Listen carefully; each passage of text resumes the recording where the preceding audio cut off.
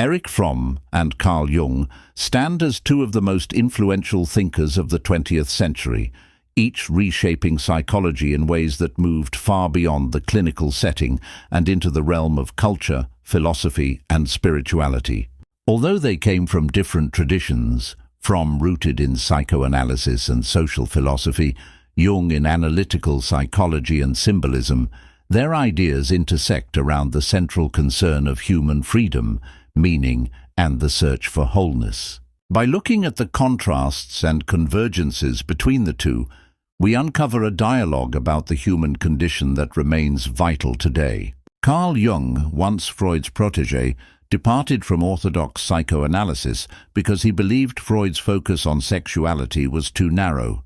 Jung developed the idea of the collective unconscious, a shared reservoir of archetypes, universal images and symbols that shape myths, dreams, and religions across cultures. For Jung, the psyche was not merely a battlefield of suppressed desires, but a vast spiritual landscape that demanded exploration. He believed the ultimate goal of psychological growth was individuation, the integration of unconscious and conscious elements into a unified self. To him, mental health meant not just resolving neuroses, but achieving balance between opposing forces within the psyche, light and shadow, masculine and feminine, personal and collective. Erich Fromm, while influenced by Freud, moved decisively toward a social and humanistic psychology. Where Jung searched inward to uncover archetypal truths, Fromm turned outward to examine how social structures shape the individual. A refugee from Nazi Germany, he saw firsthand how authoritarianism, conformity, and economic systems could deform the human spirit. Fromm argued that freedom was not simply the absence of constraints, but the active capacity to live authentically, rooted in love, creativity, and reason. In his seminal book, Escape from Freedom, he warned that people often flee from freedom into authoritarianism because the burden of autonomy is too great. To live fully, he insisted, required an orientation of being over having, a life dedicated to meaningful activity, not the accumulation of possessions. Despite their differences, Jung and Fromm share a profound distrust of modern society's alienating tendencies. Jung worried that industrial civilization, with its materialism and rationalism, had severed individuals from myth and the sacred. Without symbols and rituals, the modern psyche risked becoming fragmented and directionless. Fromm echoed this critique in his sociological terms, diagnosing the modern individual as trapped in consumerism and bureaucratic systems that reduce human beings to commodities. Both men, in their own language, were pointing to the same danger, the loss of the soul in an age of progress, yet their remedies diverged. Jung sought healing through a return to the archetypal depths of the psyche, urging individuals to confront their shadow and rediscover meaning through myth, religion, and inner work. His therapy was inward, personal, and symbolic. Fromm, on the other hand, emphasized social transformation and ethical practice. For him, love was the art of overcoming isolation, a discipline of care, responsibility, and respect that required engagement with others. Where Jung spoke of individuation, Fromm spoke of productive love and biophilia, the love of life. Both were paths to wholeness, but one was primarily internal and spiritual, the other external and social. Interestingly, their ideas can be seen as complementary. Jung reminds us that without contact with the unconscious, without myth and depth, our lives become flat and mechanical. Fromm reminds us that without love, justice, and freedom, our inner journeys risk becoming self-absorbed or detached from the real conditions of human suffering.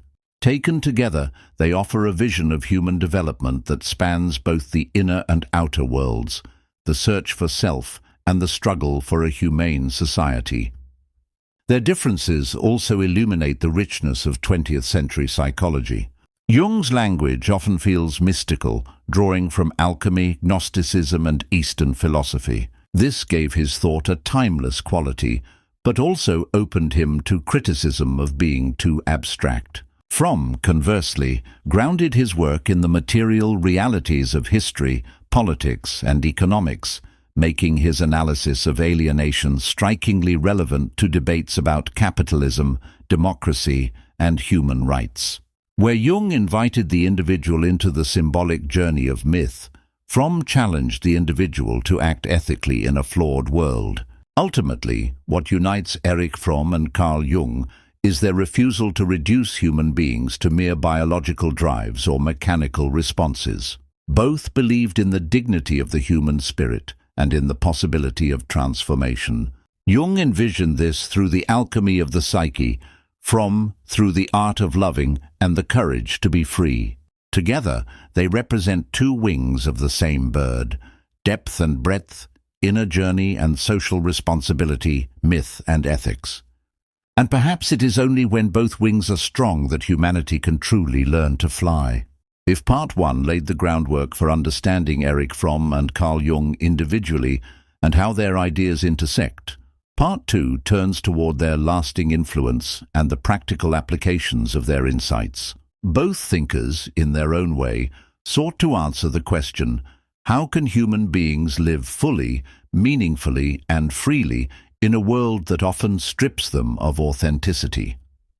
Carl Jung's legacy lies most visibly in the language of archetypes and the practice of depth psychology.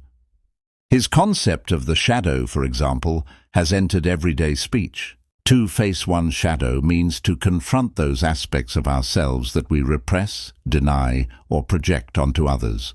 Jung believed that repression of the shadow was one of the greatest threats to both personal and collective health. On a societal scale, when groups deny their own destructive impulses, those impulses can manifest in scapegoating, war, or fanaticism. Thus, Jung's insights extend far beyond therapy. They form a framework for understanding mass psychology, politics, and even cultural conflict. At the same time, Jung's idea of individuation provides a model for lifelong growth. Unlike Freud, who focused primarily on early childhood, Jung argued that development continues throughout the lifespan. Each phase of life presents opportunities to integrate unconscious material and move closer to wholeness. In this way, Jung's psychology is profoundly hopeful. It affirms that transformation is always possible, that even late in life one can discover new meaning. His exploration of dreams, myths, and symbols was not escapism, but a path back to forgotten wisdom, a bridge between ancient traditions and modern souls. Erich Fromm, in contrast, devoted himself to diagnosing the ailments of modern civilization. His writings on authoritarianism, conformity, and alienation resonate just as strongly today as they did in the mid-20th century. In Escape from Freedom, he observed that people often submit to authoritarian leaders not out of strength, but out of fear. Fear of isolation, responsibility, and uncertainty. This analysis remains strikingly relevant in an age of populism and political polarization. Fromm's warning is clear: freedom is fragile if individuals are not prepared to bear its weight. Equally influential is Fromm's work, The Art of Loving. For him, love was not merely an emotion but a practice and discipline. True love involved care, responsibility, respect, and knowledge, qualities that require effort and commitment. This was not romantic idealism, but a serious ethical program. In a world of commodified relationships and shallow connections, Fromm's call to cultivate love as an art is both radical and timeless. His emphasis on being over having further challenges consumer culture, urging individuals to measure their lives not by possessions, but by authenticity and vitality.